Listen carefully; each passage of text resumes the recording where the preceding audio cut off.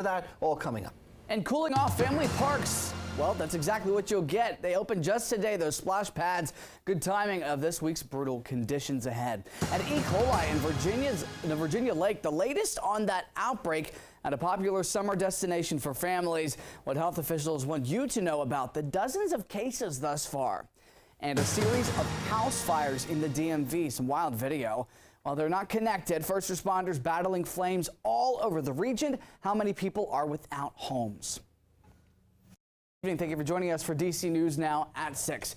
I'm Ben Dennis. We begin tonight on a shocking shooting at a youth football game in Prince George's County. Shots erupted this morning at Potomac High School in Oxon Hill. One man dead. A young child is now recovering.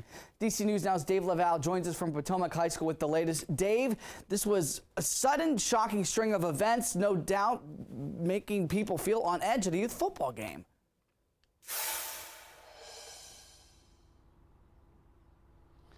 Well, good evening to you, Ben. Prince George's County Police have no doubt they're going to find the gunman responsible for this morning's tragedy, as another family is notified a loved one will not come home. A person is deceased on Father's Day weekend and a 5-year-old is in the hospital. Prince George's County Police Chief Malik Aziz on the deadly carnage caused during Saturday morning's charity youth football tournament at Potomac High School. Verbal altercation escalated into one individual producing a weapon and shooting that individual. Gunfire also wounded the child. They appear to be at this stage to know each other and bring some issue that occurred outside of this game and brought it to a game where young people, 7-year-olds, were playing a football game. Police did not say if the two victims are related. We need to get these guns off of our streets. County Executive Angela Also Brooks again called for tougher gun legislation. This particular dispute today, one that years ago would have resulted in someone punching someone else in the nose, now because of the presence of guns and because of the easy access that too many people have to guns, becomes violent and tragic. Police are still looking for the gunman. As of right now, there's no description of that person. However, Also Brooks vowed one thing from police. They will absolutely bring closure to this case. We expect to apprehend a suspect in pretty short order.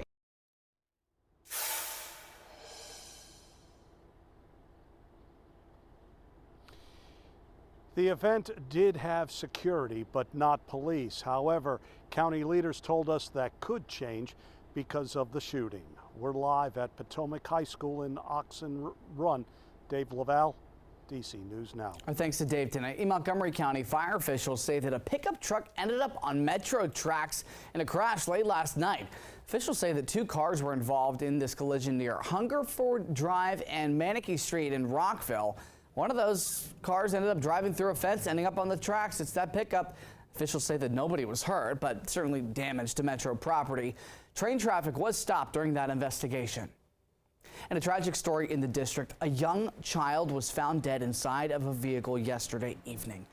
Police say they responded to Galloway Street and South Dakota Avenue in Northeast. That's where a child was reportedly unconscious. It's there an unresponsive 4-year-old boy was found inside of a vehicle. This is near the Fort Totten Metro station. The boy died on scene. The cause of his death not yet confirmed by medical officials. The investigation is ongoing. And with temps hitting the 90s earlier this week, and yeah, they're going to be there earlier this week as well, we have some tips to help you stay cool. Cooling centers and shelters across the district are open. You should stay hydrated, drink plenty of fluids. I've got my water. Avoid the outdoors when possible. And if you do go outside, wear light fitted clothing. People are first protect yourself, right? The second thing is get out there and check on your neighbors, seniors, children, and pets. We're going to have an extended heat emergency, and we're really just trying to get the message out. You can also call 311 if you need a ride to a cooling center or shelter. Well, the lead of this week is going to be what? Hot, humid here at home, Scott. Yeah, as a matter of fact, right now, enjoy the pleasant weather that we have. And tomorrow for Father's Day as well, enjoy the nice weather because it is going to change. 85 degrees, partly cloudy skies outside right now, but because the dew point or the humidity level is low, it doesn't feel too bad out there. That's for sure. And that 85 that we see now will stay in the 80s for the next couple of hours here. But over the next 12 hours, taking you right through the wee hours of the morning, we'll drop out of the 80s through the 70s and bottom down out into the lower 60s here, around 62, 63 degrees in the district. That's not too bad for us. Fairly comfortable when you wake up tomorrow morning. As a matter of fact, temperature change has been 3 degrees cooler now with the lower humidity compared to what we had yesterday. It feels a lot better across the board. Now, with regards to wind speeds, we also have a northerly wind, so that's helping to bring in some cooler air from Canada, if you will, and some drier air as well. But again, things are going to change here. After tomorrow's fantastic Father's Day, we've got a DMV alert day all week. I'm not even going to try and squabble with certain days. Every day is going to be hot. So heat wave coming. Isolated mountain thunder showers are also possible. I'll break it all down and show you the 7-day forecast coming on up. Plenty to cover, Scott. Thank you. Meantime, first responders not only battling that heat in their heavy gear, also getting close to dangerously hot flames. Check out this video overhead, a house in Alexandria's Bellhaven neighborhood. We're told this happened on Yale Drive. It started at a carport attached to the house. No injuries there. And in Prince George's County, somebody suffered critical injuries in this house fire. Crews showed up to DePaul Place in College Park just after 5 a.m. It's near Paint Branch Golf Complex. You can see those intense flames brought part of the roof down. One adult, again, suffered critical injuries. The cause is under investigation.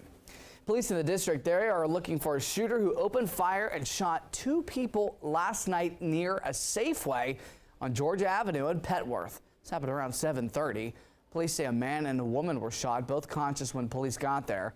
Authorities are looking for a man who was last seen wearing dark clothes with white shoes, driving a white car. Right now, the motive for the shooting is still unknown. And new tonight, a tradition running 37 years strong in D.C. The mother of all yard sales in Adams Morgan. All yard sales were within walking distance of each other in the Northwest neighborhood. The sales featuring artwork, furniture, kitchenware, vintage clothes. People we spoke to say that this event is a staple for the Adams Morgan neighborhood. Out our community really blends the community together, not only by selling what you don't want and making some money and bringing treasures to somebody else, but it really melts our community together. We get to know our neighbors, we get to know people who've moved into the neighborhood. It builds character and builds community. And what doesn't sell at the end of the day, that's going to be donated to local charities. Organizers provide a truck that offers to pick up those items to be donated. In the Commonwealth of Virginia, Department of Health has released a new report on the E. coli outbreak in Lake Anna. You may have heard about this. The outbreak happened over Memorial Day weekend, and dozens of cases have been cited, some serious. The most recent result finds there are 25 confirmed cases of E. coli infection, 5 with more serious symptoms. They believe others may have been infected. And those who are infected range in age from 1 to 45 years old. 76% of the cases are under the age of 18.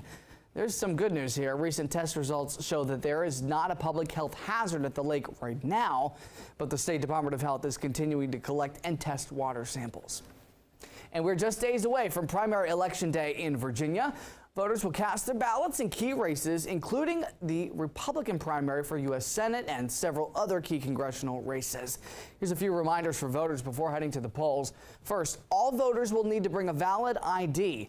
Polls will open across the Commonwealth from 6 a.m. until 7 p.m. Election Day. It's, of course, Tuesday. You can also vote early at your local registrar's office. If you need to, you can also register to vote while casting your ballot.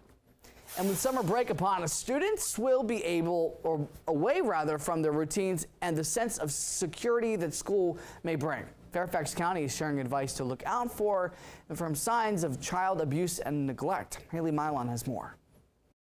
Yeah, the County Department of Family Services says that a lot of kids will be unsupervised this summer because of the cost of summer camps and childcare, and that active, responsible adults like yourself can make a huge change in kids' lives. County officials say to be aware of the signs of abuse, like bruises on children or other significant behavioral changes like withdrawing or becoming fearful.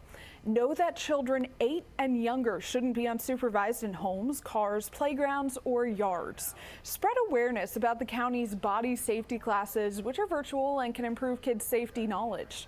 And know that kids in the county are eligible for free meals at locations across Fairfax.